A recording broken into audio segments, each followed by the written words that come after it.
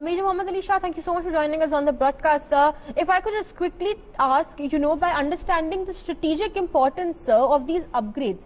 So on one side, we have the Xinjiang Autonomous Region, the Xinjiang Theatre Command, as PLA calls it. On the other, sir, we have the Tibet Autonomous Region. Now, the Tibet, of course, since 2017 has been a focus point for China. But so there is a newfound interest, or, if we may call it a newfound obsession that they have with sending in power to Xinjiang as well. So help us understand, how is Xinjiang a direct threat to India, or can it be a direct threat? Wait, I will tell you. Basically, what China is doing is, because they are on a disadvantage with regards to the air bases are concerned, to the Air Force. I'll tell you how. On the Indo-Tibet border, in fact, on the Indo-China border, the altitude is such that when the Chinese aircrafts take off, because of the altitude, they have to take off with half payload of fuel. So as a result, the entire sortie is never completed. It is like driving to Jaipur with only half tank in a car. Okay. So you cannot really drive fully till Jaipur. You'll have to stop midway somewhere and refuel. So now that they have a disadvantage there, they are only trying to make up for the disadvantage by investing in a lot of infrastructure on the air bases, railway tracks, helipads, and a lot of other investments they are making.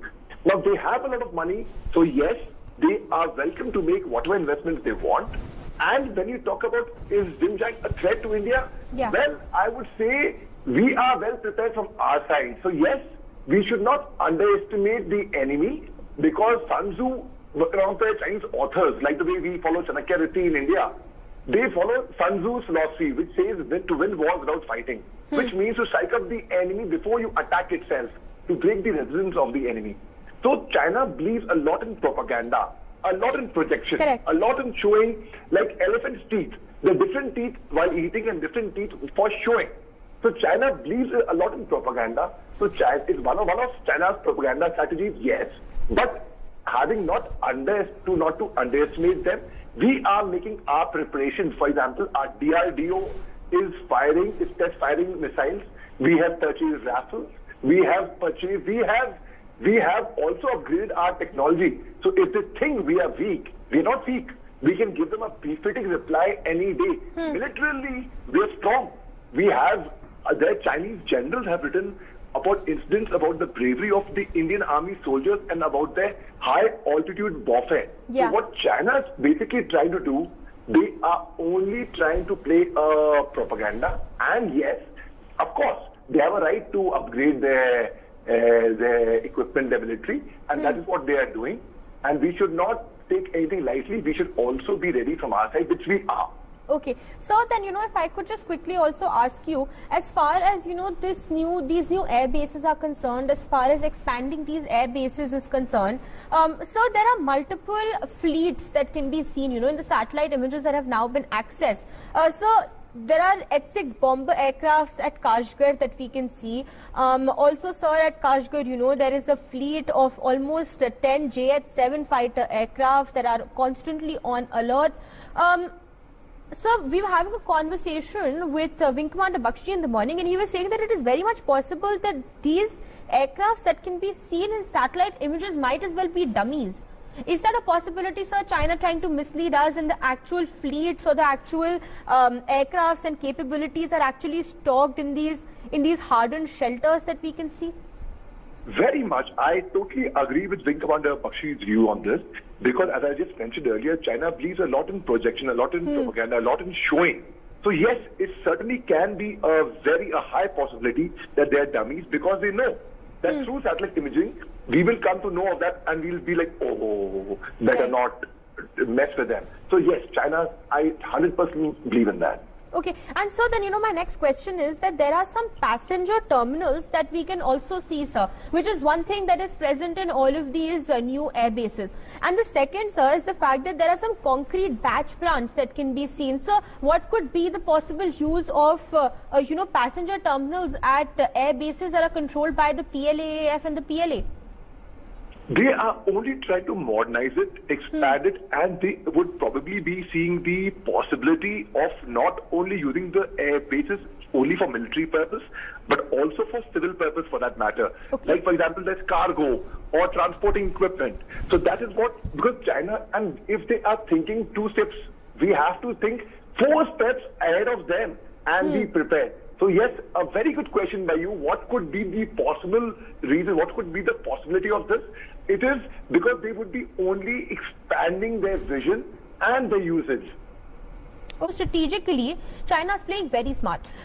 As far as damaging is concerned, sir, they're preparing runways and they're preparing possible apron areas. So, do you think that this is yet another, yet another tactic to kind of scare India or try to push us into the corner as far as the northeast is concerned? Very much, 100%. In fact, they say history repeats itself. I'll tell you an incident of 10th March 1962, when Chinese troops had surrounded a Gurkha post of ours, and they spoke on loudspeaker. Why are you supporting the Indian army? You're not Indian, you're Nepalese, go back to your country. But the Gurkhas, their loyalty and their faithfulness is unquestionable. They gave them a befitting reply and China went back. So they will repeatedly play these psychological warfare, these propagandas, and that's exactly what China is doing. And we are, if they think they're smart, we are smarter than them. We are not going to fall prey to their propaganda. Okay, and sir, I'm just going to talk about these new weapon systems that they have upgraded, because to a layman, these are simply terms, right? We don't understand what exactly these systems entail. So, sir, there are rocket launchers, there are howitzers that have been added, there are Chinese Type 15 light tanks that have been added. Of course, multiple live fire exercises are being done as far as Xinjiang is concerned. If we talk about Tibet, multiple reinforcements again. Lhasa Airport, of course, is now housing Z-20 helicopters. A large heliport at Golmud, more than 60 hangars are being constructed, surface-to-air missile sites also. So if I can touch upon one particular question, which is the surface-to-air missile sites, they've also been seen at other air bases, sir. What could the possible reason be for these surface-to-air missile sites that China is creating? Well, if need comes to a proper full-fledged war, then we all would draw our trump cards out, and they would definitely be using that against us. But as Sun Tzu writes in chapter 4, paragraph 2, line 2, that a person who stands on the higher ground is the person who knows himself and who knows the enemy well. The advantage that we have is we know ourselves and we know the enemy also very well. China is only flexing its muscles and nothing else. They only know themselves. They are in for a huge surprise. Let them try. Let them try. They will not have the courage and the guts to attack us. Let me tell this to you. I can give it to you in writing. I'm placing it on record. Let them try it. They will have hell to pay. They will not know what hit them when Indian Defence Forces strike them real hard. We have formed the Quad. We are now going to be part of from G7 to G10 countries. The whole world is against China. Only Pakistan and Turkey are the only 2 nations which are with China. The whole world is against China, and China cannot get away with it. Let me tell this to you. Let them try. Let them build what they want. And I told you, they have a lot of money. They are free to make whatever investments they want, but they cannot use them. So what is the point of having a weapon when you cannot use that weapon? Right. Okay, so of course these are all optics, right, that China is trying to indulge into. So then, sir, before we let you go, I have one more question that I need to ask you. So now, entrance to ground facilities have also been observed as far as Lhasa is concerned, sir. We've also seen entrances to underground tunnels, and it's possible that there are multiple other such entrances that the satellite images are not being able to spot, sir. If you could help us understand, what exactly is it that can be stored in these underground facilities? How large, or what is the vastness of these facilities that could be possible? Right. See, they say only fools learn from their own mistakes, the wise men learn from others' mistakes. Now, China is learning from their own mistakes because now they have been a fool. I will tell you how. When Chinese, exactly a year back, on 15 June, when they had come and we had lost Colonel Satish Babu and 20 of our brave hearts, at that time, if you observe tactfully, Chinese had come in the open. They were staying in tents. They were visible to the naked eye. They were not underground. They were not in bunkers or in trenches. So they had a heavy price to pay for it.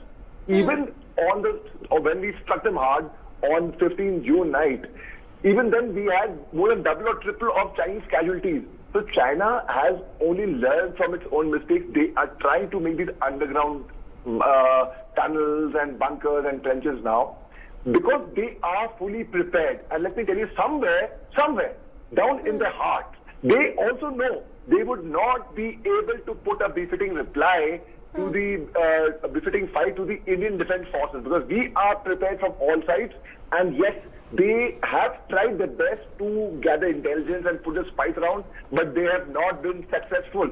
Where we have been successful in getting hard intelligence, and I appreciate you and your channel for putting up these inputs for our country to see, and we know they have been exposed what China has been up to. But let me tell you, let them try any optics they want to. They will still not get away with that. I still maintain my stand on that. All right.